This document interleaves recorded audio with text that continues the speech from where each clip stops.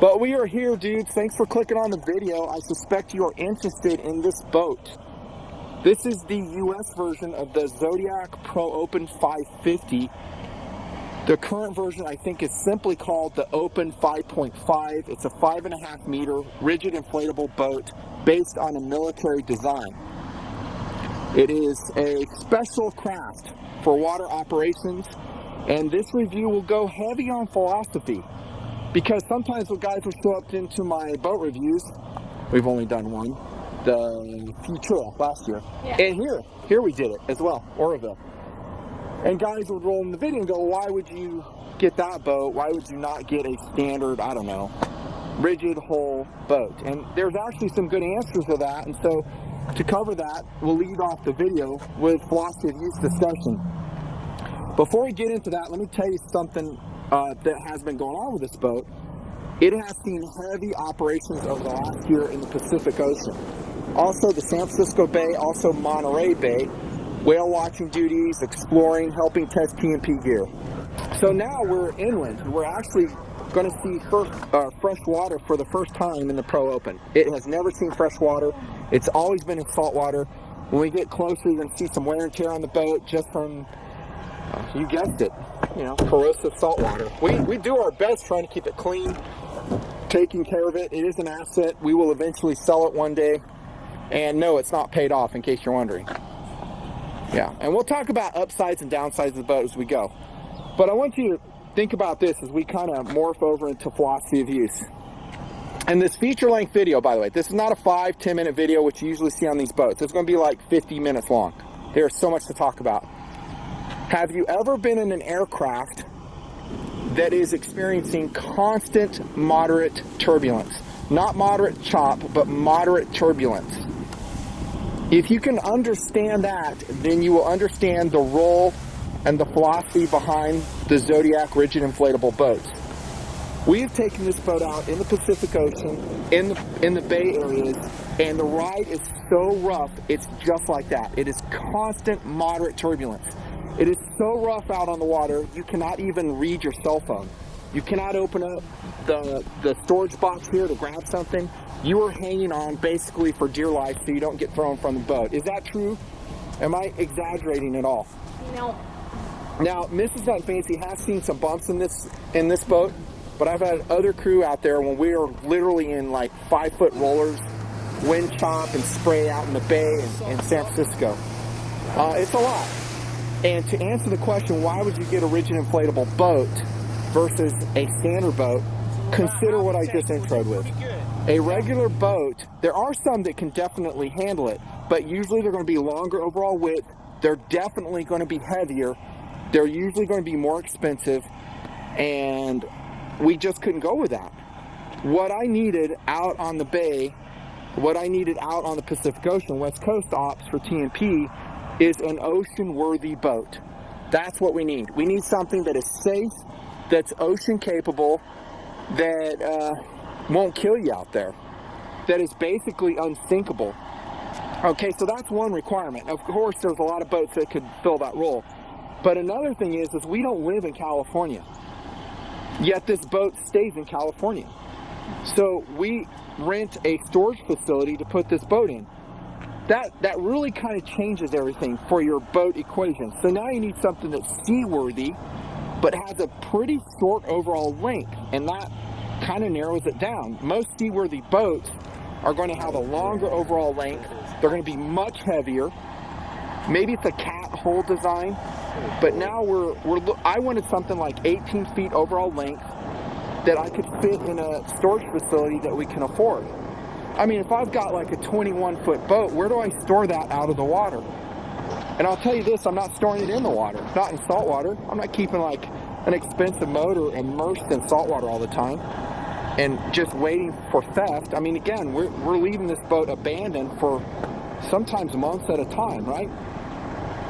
So again, seaworthy, it's got to be compact. Now, added to that equation, it's got to be lightweight too. So now we're kind of narrowing down our options, aren't we? So I want it to be seaworthy. I mean, really seaworthy, like 6-foot waves, chop, basically unsinkable, comfortable in the chop, and yet we want it to be lightweight. We've kind of hamstrung ourselves to what we can get. I did look at some Boston Whaler options. I may have mentioned them in the Zodiac Futura review last year, which she did with me here in Oroville. Good times. The Montauk and the Dauntless come to mind. They were more expensive than this boat, and they were heavier, and I don't think they're as seaworthy. So this is a boat I want to be able to go out to the Farallon Islands with, which is 30 miles offshore in the Pacific Ocean. And that if the winds kick up, if the waves kick up, you can still come back. Now the Zodiac Futura, go watch that review. I'll put it in card right now. It's a great little boat. You can roll it up and put it in your closet, store your motor on the stand. But we were really getting beat up in that boat. We would take it out in the ocean and the bay mostly. We went out in the Pacific a couple times and we're just getting beat up. The boat was capable, but we weren't, because we're sitting down on the floor and we're just getting spine compressed as we go over all the bumps and the chop, and it's a lot. And so that's what prompted me to go searching for an alternative. When I looked at the other alternatives, and not just Boston Whaler, but some other ones, they're just too heavy.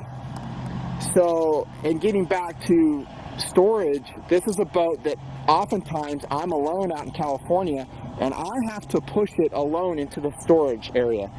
Am I lying?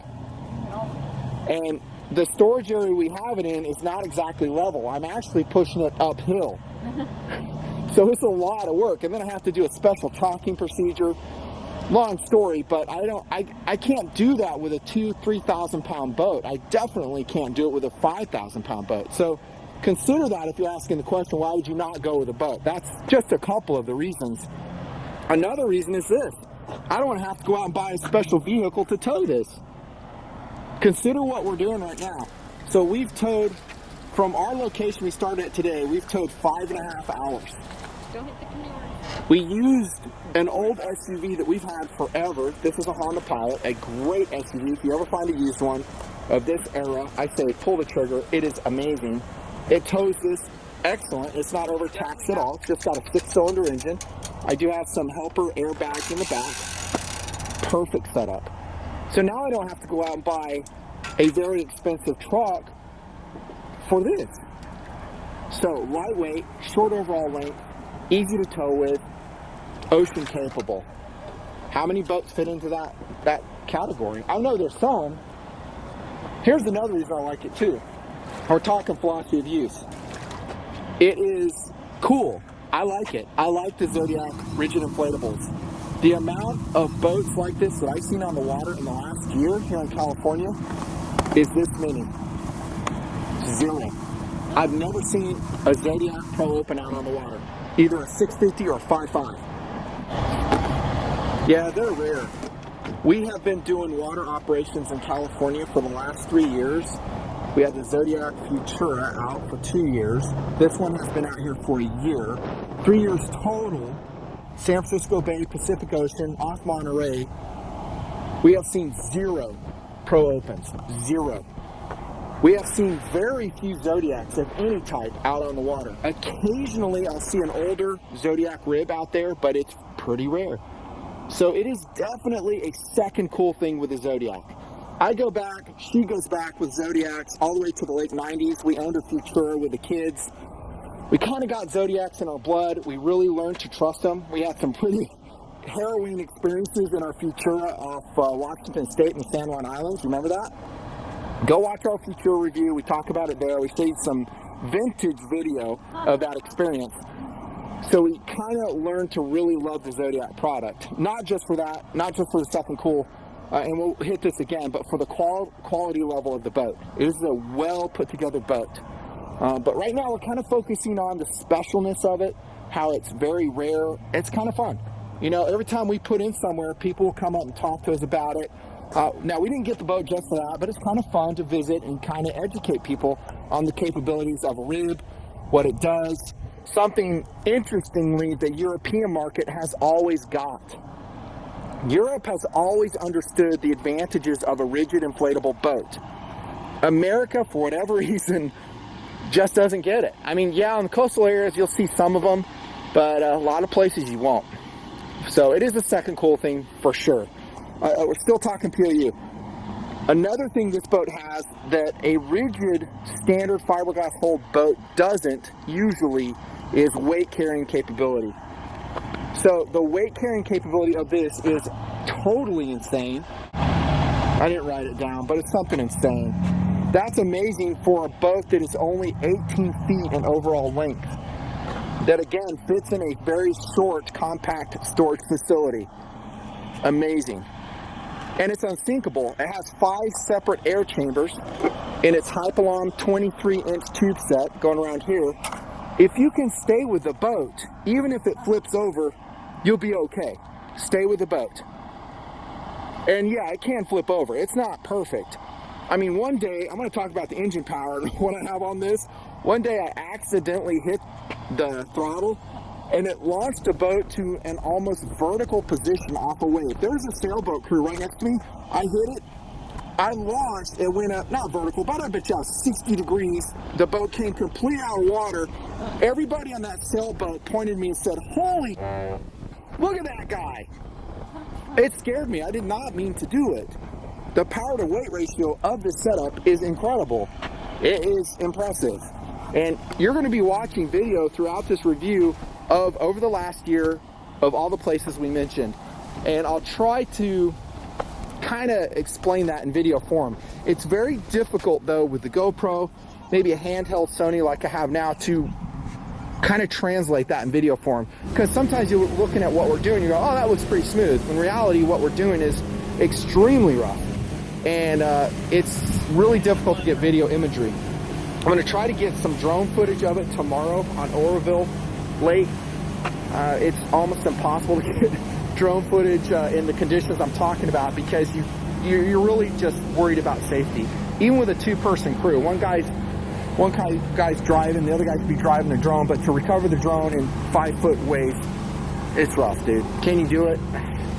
I didn't even try. It's just too rough. So most of the footage will be kind of handheld camera, mostly GoPro. I hope that's good enough for you guys. I think you'll get a flavor of what we're talking about.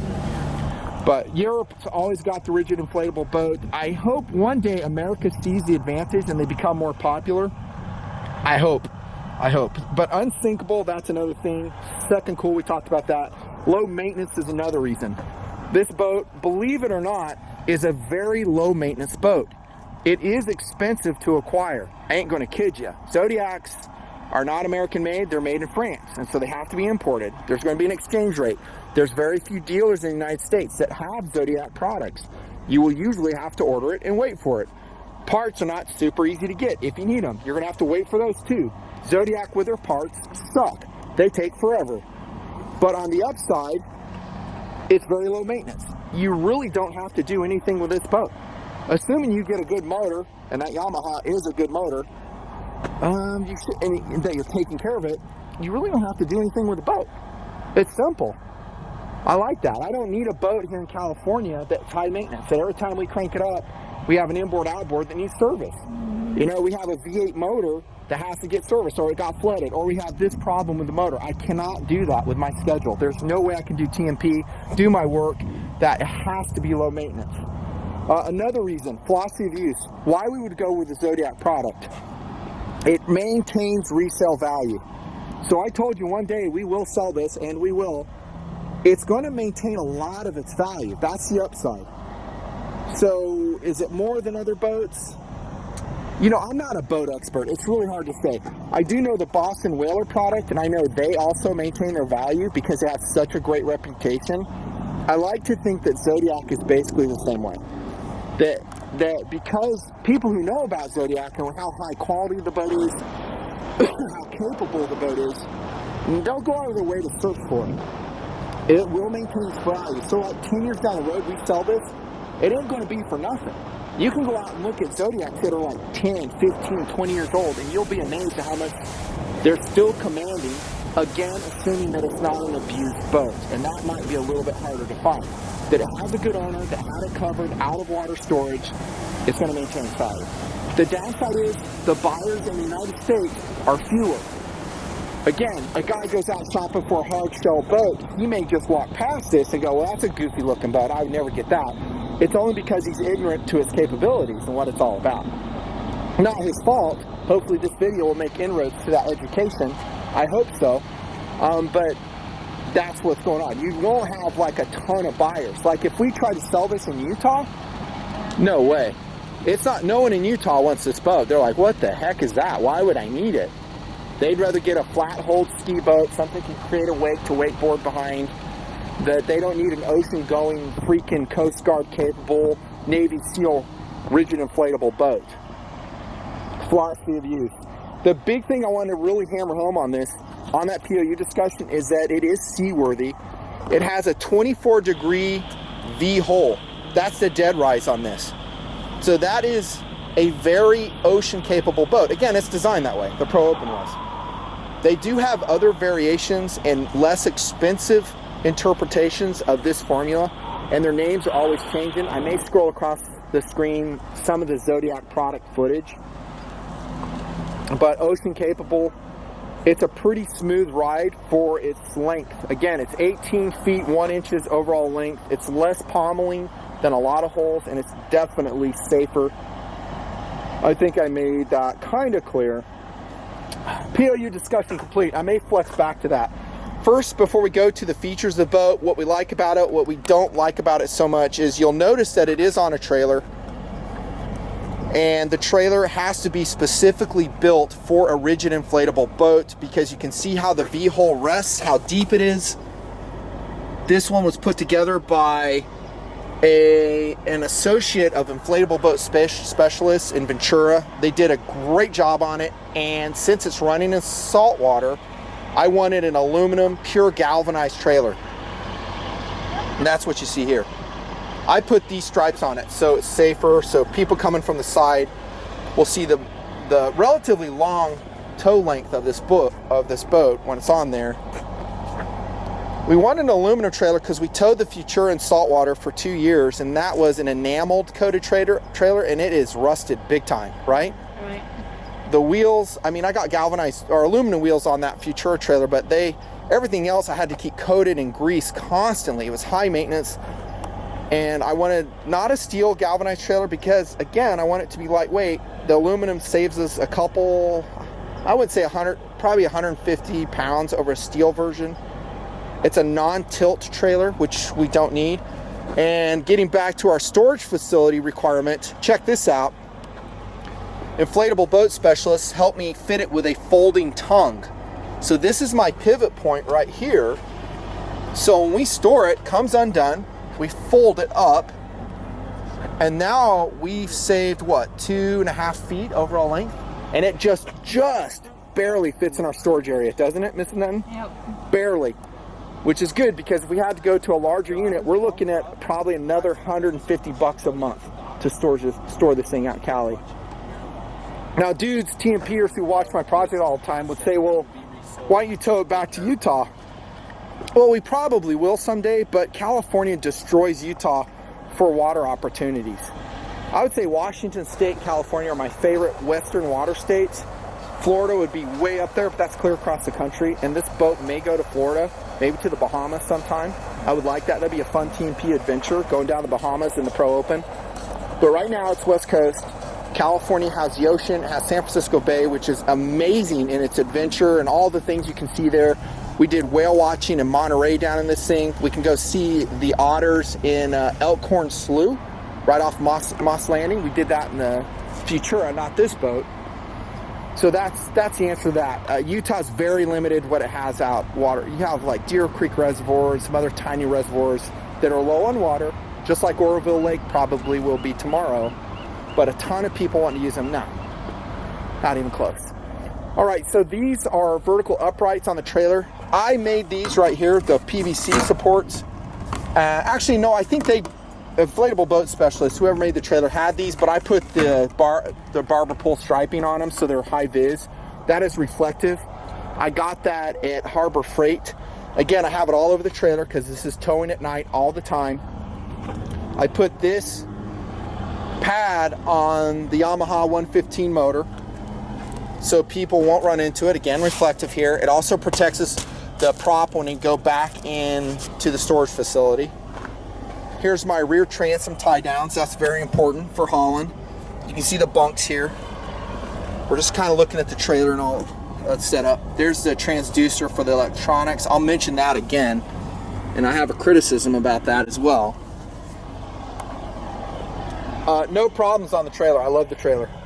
It's been excellent. Also has like an easy way to climb up into the Zodiac, because honestly, this is kind of a high boat. It's difficult to get in, don't you think, Mrs. Nutton? Yeah. It's hard to get into, but if you climb up here, not too shabby.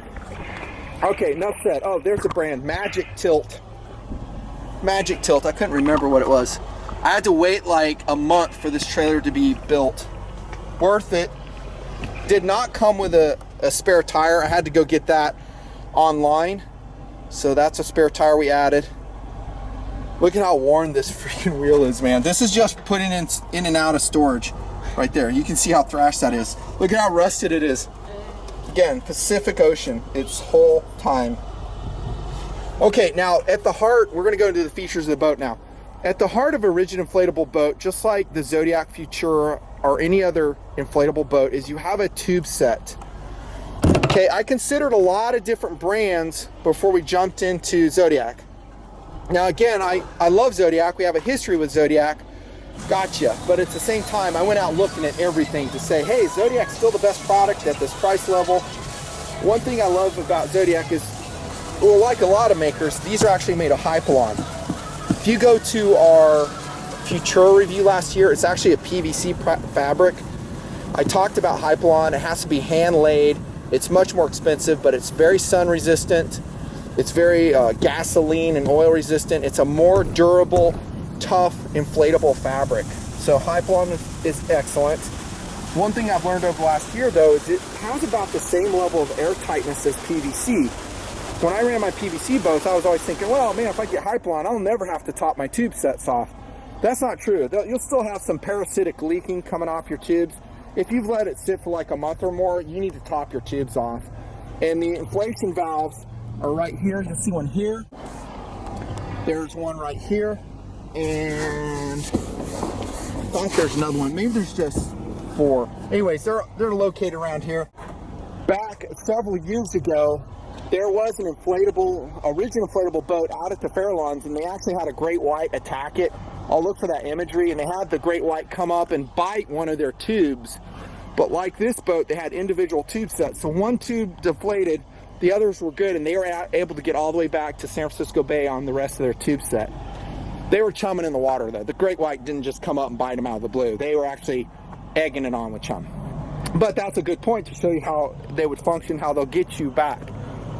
Notice they also have this very incredible and well-designed deflection strake. See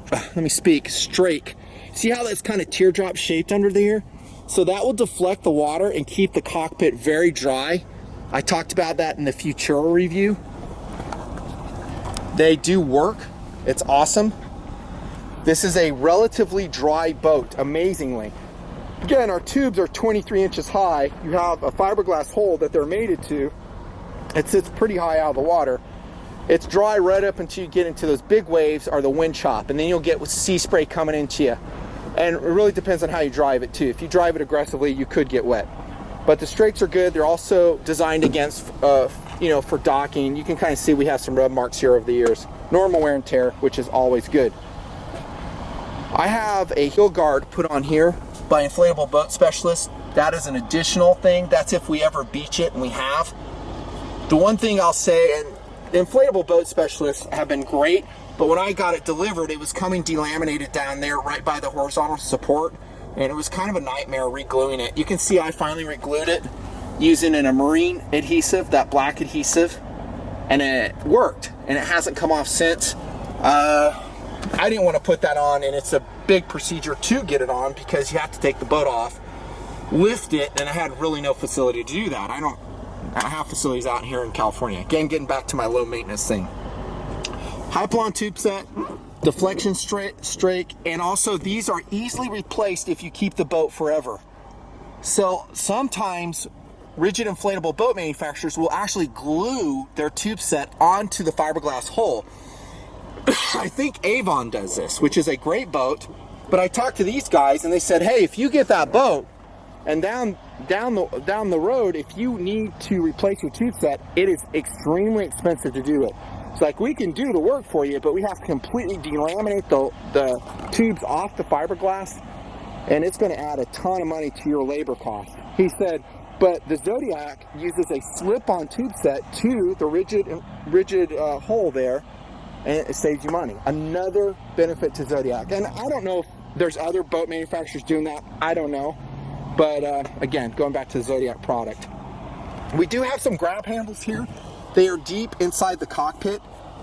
There is an advantage to that, and there's a disadvantage. I'm going to go with the disadvantage first. The disadvantage is if you go overboard in this boat and you're in the San Francisco Bay, it is a big deal because there's such an interchange of water wherever we run this boat. Your boat's going to go one way and you're going to go another. And then to get back in the boat, let's say I do tether in, and actually my tether's not attached right now, it's in the pilot. But I'm usually tethered in anytime, so I'm locked to this. So I'll go overboard, I'm tethered in, I got my kill switch, I kill the thing. So now I'm outside the boat in basically 55-degree water, big waves. How do I get back in the boat? You're not going to cut you, so you're down like this. So now you're up here, you're hanging on it. So that grab line is in the cockpit. You really have to hang on to the strake, and good luck with that.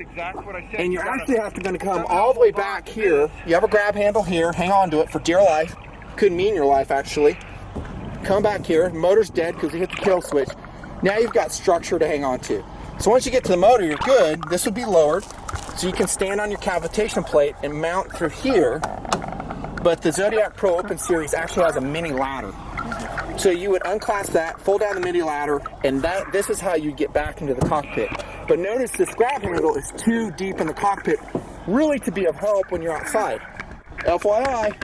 The stainless steel is pretty good. I do get some rusting on it, so I kind of wish they would somehow prevent it. And again, I take care of this boat. We're flushing it, cleaning it. We never leave it salt encrusted, but also get some rusting on the stainless steel fittings throughout the boat.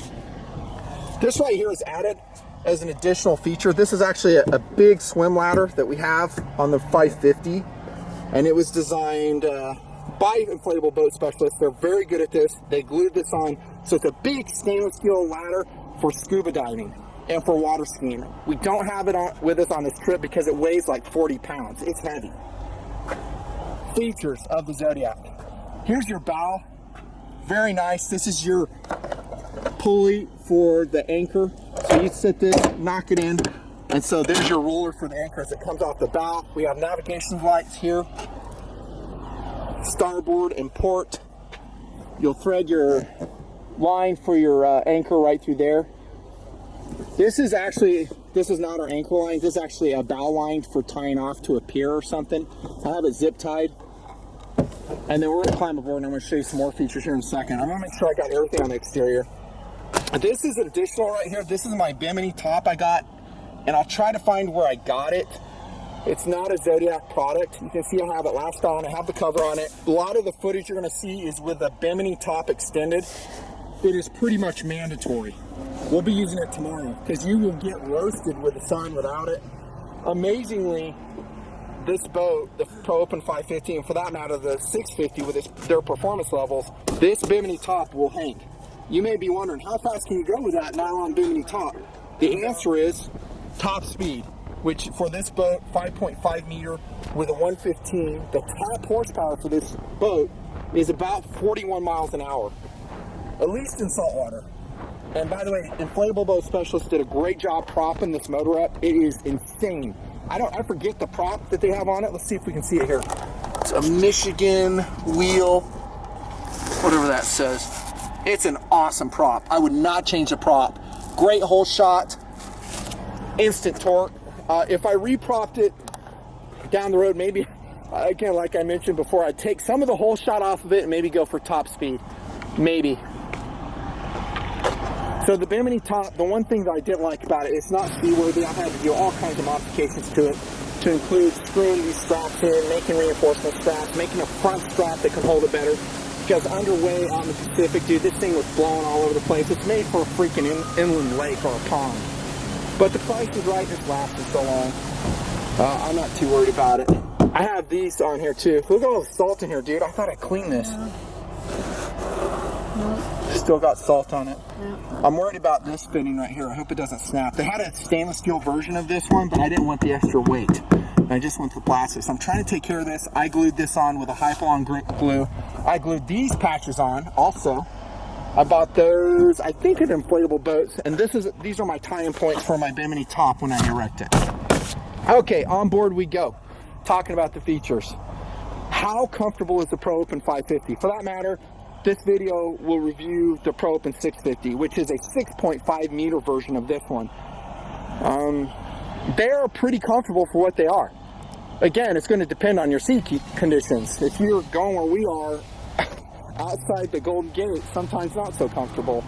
But compared to other boats, I mean, I've been in waves with this thing, guys are looking over at me, they're like, holy crap.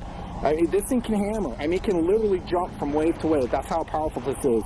If you don't believe me, go ask TMPer Kevin Burton, who is a captain out in the Pacific Ocean, who comes out with me in this boat sometimes. He's an awesome guy. I posted a video, Into the Ocean. It's my music video. That's Kevin Burton's footage. Go watch that. He has a lot of experience. I've learned a lot from Kevin, but he'll tell you about this boat, what it can do, and compared to his seagoing vessel. If we talk about comfort, we got to talk about sitting position. Remember, on the Zodiac Futura, we're sitting on the floor or we're sitting on the tube set directly. You're not standing up. When you get into these bumpy conditions, these hardcore oceanic conditions, you really want to be standing. You want to use your knees like shock absorbers, and that's what the Pro Open series allows you to do. So you're going to be standing. As you go over, you'll just flex your knees and take the bumps. In addition, you're going to get further stability and some softening of the ride because of the tube set. And remember, again, this has a 24-degree dead rise angle, which is oceanic. I had to get this back. In addition, amazingly, this did not come with the Zodiac, which is so funny because Zodiac sometimes will just nickel and dime you on every little thing. So this seat back did not come with the boat. Had to get it additional. And it's not cheap, but that is huge for comfort. I can't imagine going out when the conditions allow you to sit back, get off your legs, and not have a seat back. Whatever. But it reminds me of Porsche. Zodiac reminds me of Porsche. So Porsches are great. They're durable. I've driven Porsches. I really love their cars. But when you go option a Porsche out, get ready to get, slammed with your expenses. Oh, you want wheels with that car? Oh, that's additional. Zodiac's not that bad, but they're kind of along those same lines. We got dense open cell cushioning material on this seat. It's pretty comfortable. I notice it's kind of wearing out though. We've ran this enough. As I come through, cheesy, you're getting a rip over here. There's a rip there? Where? I didn't see that. There. Oh, there is a rip. Got more salt on the cushion. So there's some input right there. I gotta put some glue on that. I wish they would use the higher quality foam. It's okay. I know I'm gonna have to replace it over the years. Whatever. These seats back here, I usually have buttoned off. They are kind of a pain to put in. There's a tongue and groove system right here, and there's snap here, snap here. But if you're taking occupants, this is where they sat. I took some friends out on the boat in relatively rough conditions about 2 weeks ago. They were sitting back here and they said it was a pretty comfortable ride.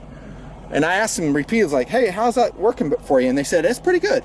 Not bad, because this is going to be bumping less. It's in the stern of the boat. That makes total sense. It's just physics. But when you take people, this is a great place to put them. Now, there's all types of different configurations with ribs. I've seen some really cool ones before. Zodiac has some really luxurious ribs that are much more expensive than this boat. They're going to have better accommodations for your people. Those are really meant as cruiser boats. I want you to think of the Pro Open series, or for that matter, the Open 5, 5.5, or 6.5 series as a Swiss Army knife of the rigid inflatable world. It is good at everything, but it's not really a specialist boat. That's the way I look at it. It's good at fishing. It's good at towing water skiers, assuming you have the tow mast on. It's great at research and recovery if you want to do that. It's great for day cruising, but it's not really specifically meant for any of these features. And you can kind of tell looking at the cockpit that is the case. We have a sun deck cushion, which by the way was extra, that we put on there that allows the sun deck storage area. This is our storage locker right here to hold a lot of gear, but someone can stay comfortably up here. and sun while you're cruising slowly in a bay area, which we do in California whenever we can. It's like our favorite time of the boat, really. And that's Mrs. Nutfancy's favorite time, when it's slow, smooth, and sunny. Is that right? Right. The 3 S's. I'm going to unlock these. These are my little ties that I have on the handles. I just came up with this system to keep my Bimini top down. But it's a Swiss Army knife. So if you look at some of the other Zodiac boats, you'll see much more luxurious accommodations. You'll see a seat here in front of the storage locker. You'll see more amenities. You'll see teak wood. That's not this boat. This is more of a purpose-built ocean boat. It can flex to those areas, but it's not really intended. Can you hold that up, please, hon? So this is our storage locker here. Again, that's an additional cushion. Very comfortable. Same. By the way, the vinyl is really good on this. I know we got a little tear back there, but I honestly think the vinyl is decent on the Zodiac product. I've sewn my own vinyl stuff with like Cheetah, my VW Bug, and I learned a lot about qualities of vinyl, and this seems like it's the highest quality they could find. Again, getting back to quality of Zodiac. Stainless steel fittings everywhere. Nothing's chrome plated. Stainless steel. Stainless steel. Stainless steel. And then here I have my anchor. Kind of at an awkward angles here. We've got our bumpers that we use all the time. There's my anchor, set up for the muddy conditions of the San Francisco Bay. I had a standard anchor to begin with, and we learned that it just drags. You need a mushroom anchor that can sink into that muck. Pretty much a safety thing too, an anchor is. Because we kind of go near some rocky areas off the coast of California. If your motor dies, you can get slammed in the rocks. Talk to Kevin about that. He's talked to me all about it. There's no gaskets on this storage locker, so that's a miss by Zodiac. I've added some. You can see it's kind of getting peeled up with the heat, but I put this gasket in here. This should be a completely watertight compartment, at least from the top. There are drain holes for the locker. There's a fuel drain hole right here that I put this rubber plug in. This is your fuel filler area right here. 20-gallon gas tank on this Pro Open 550. And then this is designed for your air pump. Right now I just have a can of WD and some of my tie downs. This is the one I was talking about for the Bimini top. And then I put this foam in the bottom, otherwise you're going to have this thing bouncing and slamming and chipping your fiberglass all during your rough ride out in the ocean. This is removable, and then you can get access to your fuel tank, your pumps. I'll give you a look down below. In the heart of the beast. And this is a good opportunity to look at the quality of fiberglass that Zodiac uses. Again, I'm not the end-all expert on boats, but it strikes me as very thick and very high grade. Hand-laid fiberglass, which you would expect to find on a boat of this level. I would expect it to be good. Get this out of the way. So that's a bow locker, ventilation ports right here.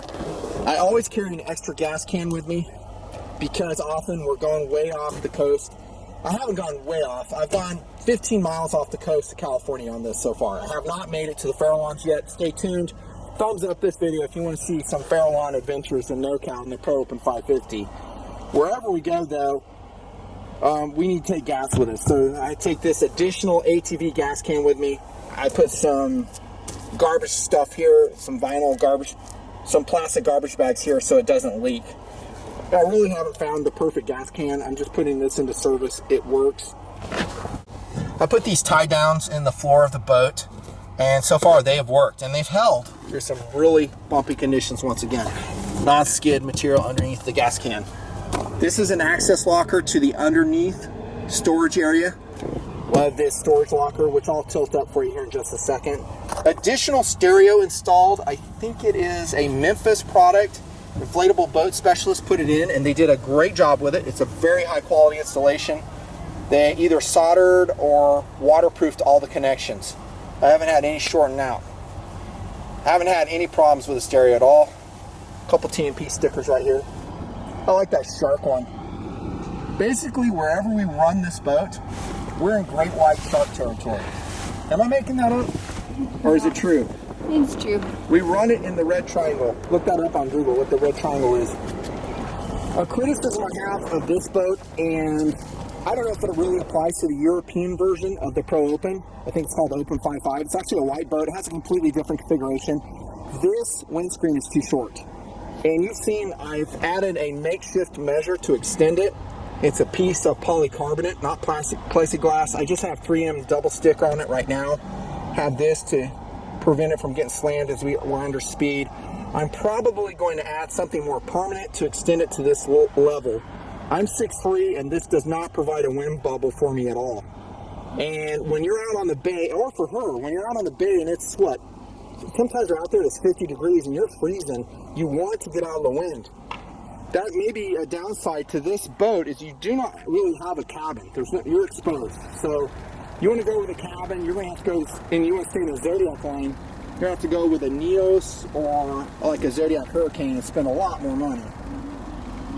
Here's our cockpit area of the Zodiac Pro Open 550. Now this is all configured the way we wanted it. When you get the boat, you're going to have just nothing. It's going to be a blank, this is a fiberglass, it looks CF, it's not, a blank screen, and then you decide what you want to get.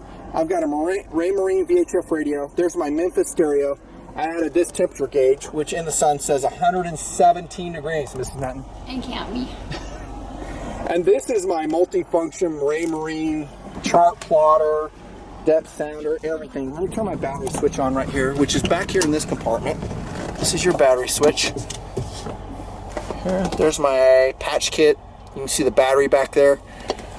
2 of these compartments, by the way. This one holds my toolkit and some other emergency essentials back here. So now the battery's on. This will boot up. We do like this Raymarine. I haven't really learned about all its features. I usually run a GPS as a backup. This is my cell phone carrier. So we have basically 3 ways to navigate and maintain overlap is what I like when I go out in the ocean.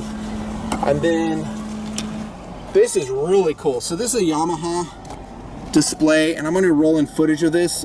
So it shows you everything you need to know. It has fuel level, what your trim is doing, temperature, battery condition, everything you need to know.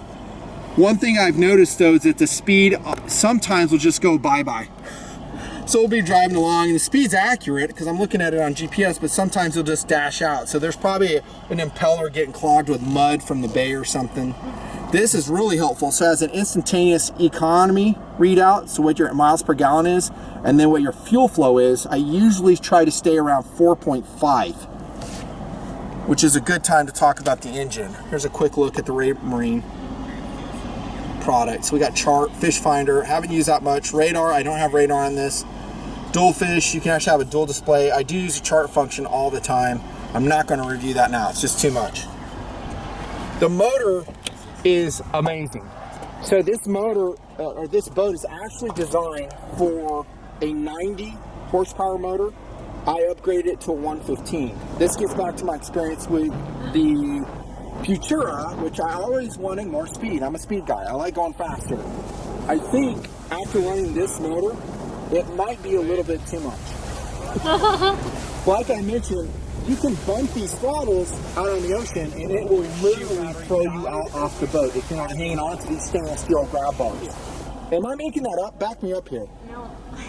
It will literally throw the whole shot on this thing with that prop that they put on it with a 115 and the torque this has. It will literally scare the piss out of anybody on the boat. Yeah. Voice of experience. If you get a Pro Open 550, I would probably go with the 90. I think a 90 will get you a little bit better fuel mileage. I'm getting about, at its absolute best, 90 miles per tank, which is actually pretty good. I get really nervous around the 75 mile point, and I need to put some gas in it. But the smoothness, the quietness, the low maintenance, it has built-in flushing, obviously electric trim. It's a 1.8 liter car engine. It's basically a Honda Civic engine in here. And as you know, you guys who have boats, you know these motors are not cheap. They're expensive. But I love this motor. I've learned to drive the power. It is a special skill set. You just have to be very, very careful on how you add power. On my throttle quadrant there, I have it labeled for guests to remind them. Look, caution, move throttle slowly, accelerates rapidly. Oh my goodness, so much to talk about, dudes. This may go like an hour or so, I don't know. So this is our stainless steel grab system up here on the Zodiac. It's very firm, it's good. It's attached to a pivoting storage locker. So this is an offset storage locker. Notice how it's offset. So the really smart thing that Zodiac did. So this is a walkway right here on the deck floor. And then it's situated over to the right. I really love that about the Pro Open series. So if you're diving, you have this whole workspace area. You put your tanks up here. If you're fishing, you can actually take this pad off and basically cast and fish, assuming you're like in a static position right off the deck. Remember, Swiss Army knife, jack of all trades. But this offset feature is superb. I really love that, and it was a big selling point for me personally. I padded this stainless steel grab handle up here. Guess why? Do you remember why I padded it? I've told you. I don't remember. You have told on up there, but I don't know. The reason we padded it is because Kevin and I took this out, and we were getting such rise with this stainless steel. It was coming up about that far from our teeth. So we're standing up, and the boat bow would come up, boom, pop up, and it came this far from our teeth. And I was like, well, I don't want to lose my teeth on this thing, so I padded it. And I wrapped it in really high quality, what do they call it, like Super 88 3M electrical tape, and it's been great. I'm going to pad all this eventually. It's more comfortable to hold when it's colder, for sure, but mainly so you don't lose your dang teeth. This is a Shakespeare additional external antenna tied to this. Really a good safety feature. I used a handheld on the Zodiac Futura, which is okay, but it's line of sight, so you want something like this. So when we take it like offshore in the Pacific coast, this is mandatory stuff. 2 rear speakers. So this is a 4-speaker stereo setup here. Decent steering wheel. The one thing that bugs me is it's very difficult to take off, and it's not exactly centered when the motor's centered. I've learned to live with it. 12 volt power outlet right here. That's nice. Your bilge pump, your lighting switches are right here. Motor switch right here. And here comes the thing you'll be getting into the most. It's your main glove compartment, so to speak, on the Zodiac Pro Open series. The big criticism I have is that they've angled the bottom of this, which I don't like. Here's my safety gear coming out. See how this bottom is angled? I hate that Zodiac did that, because always the gear's trying to slide out, and then when you're underway, your bow is even higher, so it's way angled. They should have made this flat. I've actually thought about, putting something in there that flattens it out. Maybe one day I will. This is a pad I put down on it. So again, all this gear isn't banging around and making noise and causing damage. But underneath here, this is how it comes. I have a fire extinguisher under here. So there's my main fire extinguisher. And again, that's all padded up for the bumps in the ocean. You see all my stuff. I've got like a GoPro pole here, neoprene gloves, sun hat, thin neoprene gloves, more sun hat with a strap so it doesn't blow off, because everyone loses their hats out there apparently. I'm not going to review this stuff right now. It's just my safety gear. I do have a water survival safety gear video out. I'll put it in card. Go check that out. And I kind of talk about my approach, at least in the Futura. Now, the cool thing about this storage locker, even though it's angled back, it is roomy. It can hold my camera equipment, my clothing, and then we can actually open this up and store a bunch of stuff in the hole. The downside I found with these buckles on the Zodiacs, at least this version, which I can't believe, is they do not stay fastened.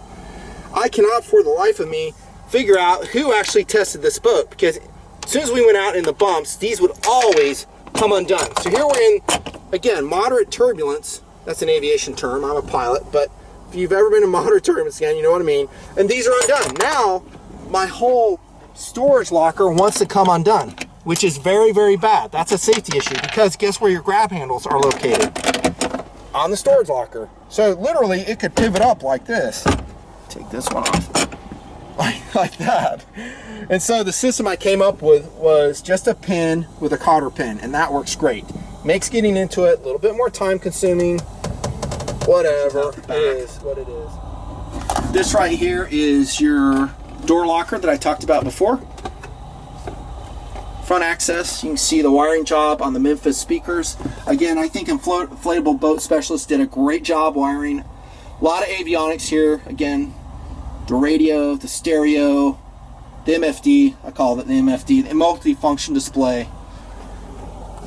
But down here, you can see I keep like some plastic containers for stuff. So I have a PFD, automatic PFD, and some bunch of other stuff back here. I have a dry bag here, because anything down here, again, can get damp, but I will keep clothing down here. So Mrs. Nutnfancy's Gore-Tex will be here. Woo! Lost the cover.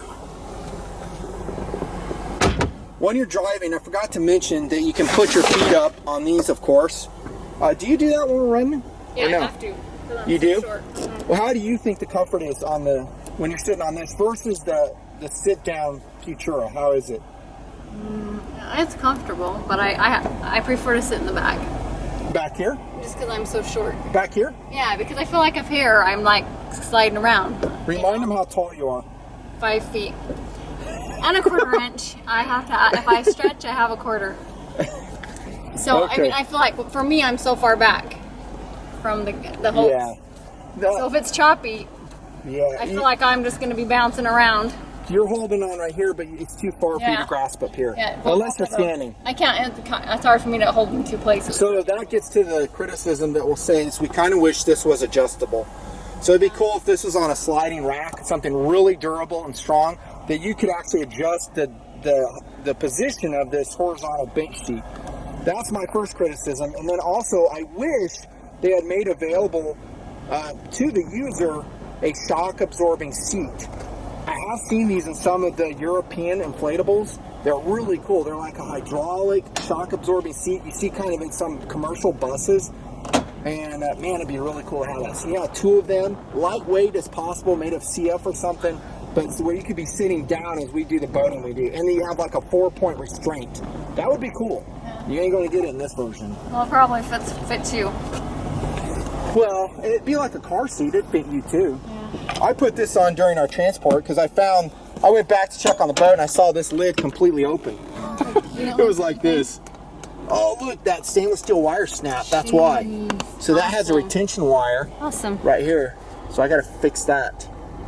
Luckily, the hinges didn't bend, though. So we've been driving it for hour after hour, and it's been doing this, and the hinges aren't even bent. Stainless steel again. Here's more survival equipment under the seat storage area. So I have a throw line. I've got a bivy sack if someone goes in shock. I have a signal mirror right here. I have potable water for washing off salt. I have drinking water here. I got a searchlight. That's a really high quality flashlight. I think it's a 4.7. More potable water. Level 1 plus first aid kit. What's in here? That's my flare pistol in here. So we carry all the safety gear. I mean, again, we're out in some sporty areas, and you know me, I'm Mr. Preparedness.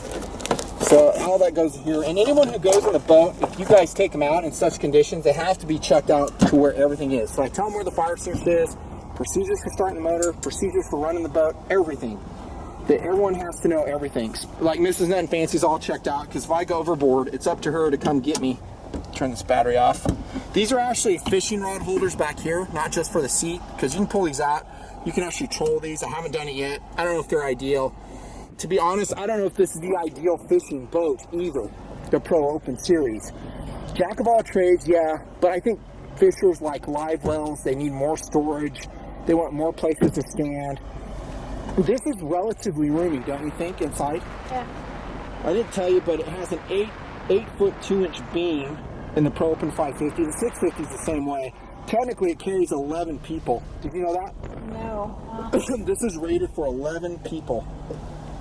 Yeah. And with that F115 LB, this motor, it has no problem doing that. And you get up and go. Other features. Here's your drain valves. It's a self-draining cockpit. I haven't really had a ton of water in because I try to drive smart, not bring up a ton of water in. If you've got like 40 or 60 gallons of water washing around in here, you're having a bad day. Because you sit pretty high off the water. You have those deflection strakes we talked about.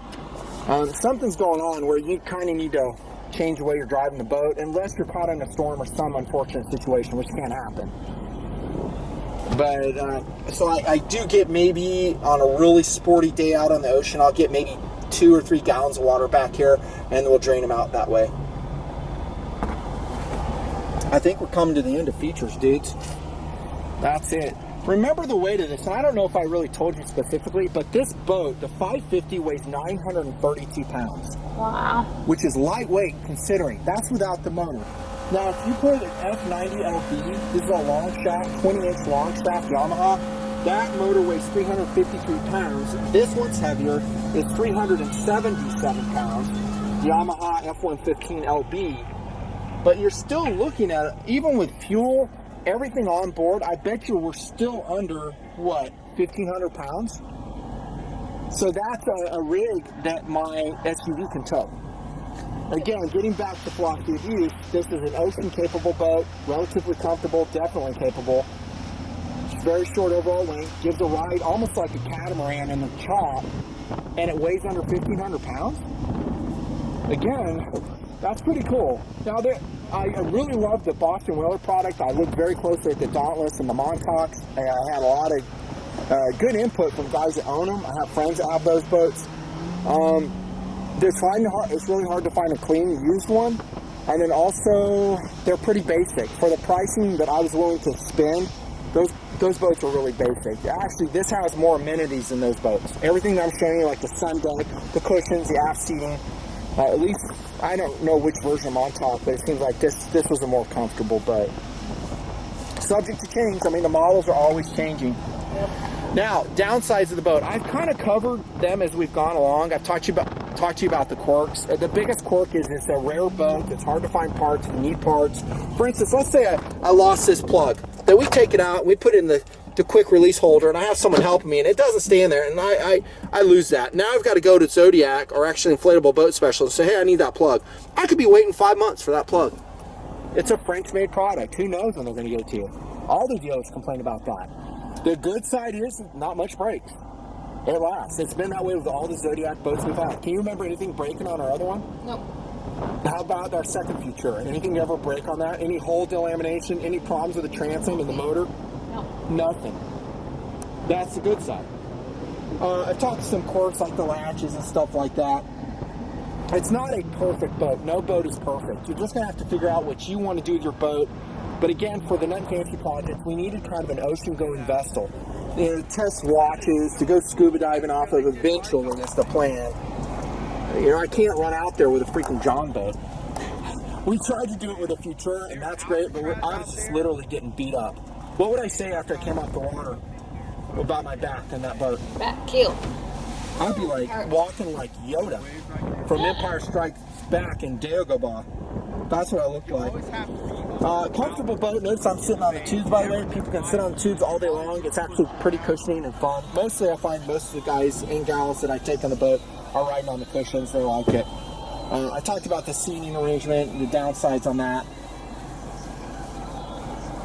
There are some really cool accessories that I don't have outfitted right now. We have a turbo swing for that. That's the mounting bracket for the turbo swing. It actually goes behind the motor.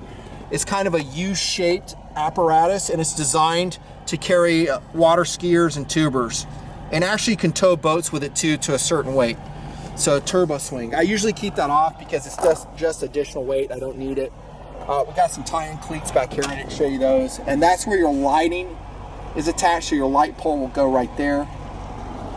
Before I forget, this is kind of a ding on Inflatable Boat Specialist. They didn't do a great job looming these wires. You can see how it's kind of exposed there. Shame on them. Come on, man. I've tried to repair it, but those wires are so stiff, it's kind of difficult. I'll get around to it and fix it eventually. This whole area back here in the deck will get totally soaked. You have to wash that out. That'll be full of water. There's a drain hole back yonder. Other accessories that I don't have on here shown is they actually have a ski mast for this boat. It's mostly for the 650. That works the same as the turbo swing, and the 650 is a longer boat, 6.5 meters. Has a place here for a T-top ski mast. Speaking of T-tops, I didn't put one on because we can't fit it in storage. Right? We talked about it, like we measured the T-top. If you don't know what that is, it's a rigid structure, comes up and it has like a roof on it. There's no way. Plus it was more weight and more expense, and we couldn't do that, so we just went with a Bimini top. And then all this is additional, like I said, so the radio, the stereo, the sun deck cushion. Yeah. Wishes. I think I've covered most of it. I wish it was cheaper. That's my biggest wish. I wish that Zodiacs were more popular in the United States, and I wish it was cheaper. But it ain't. This is actually a pretty expensive boat. It is. Upside is it will keep most of its value if you take care of it. That's it. How do you like this boat over the last one? This is what we're going to enjoy. Yeah, I like it a lot better. Does it feel more like a real boat? Yeah. It's capable, man. It's a fun ride. Hopefully my inset video has shown you that. Hugely stable. It does have a 24-degree dead rise, so in smooth water at full speed around 40, 41 miles an hour. You're going to get some chine walking. That's pretty normal, but no cavitation at all. It has a very low draft. I forgot to mention that. So in shallow water, this is a good boat to run, although you'll see on my skeg, I have ran it in the mud several times. Oh, Mrs. Nutnfancy and I were doing it that one day, remember? So we're in the San Francisco Bay, we're headed towards San Mateo, we're like doing 35 miles an hour. We hit the mud. We were by ourselves. We soon found out why we were by ourselves. And we were watching our chart, right? Oh yeah. So it's medium tide, not low tide. No. And I was watching my rain marine chart there, and I was thinking, oh, we should be okay. We hit the mud. Anytime you're in San Francisco Bay, especially as you go, you're going to get this. So look, that's some skeg stuff. Oh, dude, I got a chip out of my skeg too. That sucks. Damn it. I didn't even notice that until now. That sucks. Hopefully that was from the water, not the road. I had my motor raised up enough, I thought. Yeah, you did. We haven't, I doubt if, right? Jeez. Anyways, it's normal wear and tear. What do you do, dudes? Love that motor, love the overall boat setup, but danger, Will Robinson. This boat, it's a hot ride, man. It really is. Anyways, we'll probably keep it in the project for a while, and then we'll end up selling it somewhere along the way. You can go to Inflatable Boat Specialists in Ventura, California. They'll have some used boats, amazingly really nice used boats that are along this line. They may not be a Pro Open. I can't really vouch for those boats. You can see where we put our money, or I should say where we are putting our money as we pay this vessel off to Pro Open. It's expensive. It's an expensive ride, but it's an adventure mobile for my friends, family, and more importantly, a research vessel for the Nutnfancy project. Woo! Feature length boat review done. What are you doing back there? I'm putting the plug back in. She's always cleaning up. I love that about my wife. Anywho, we're going to put this up. That doesn't twist, hon. You just pop the handle down. Lift it up and just pop it down. Nutnfancy, thanks for watching. See you out on the water. Out.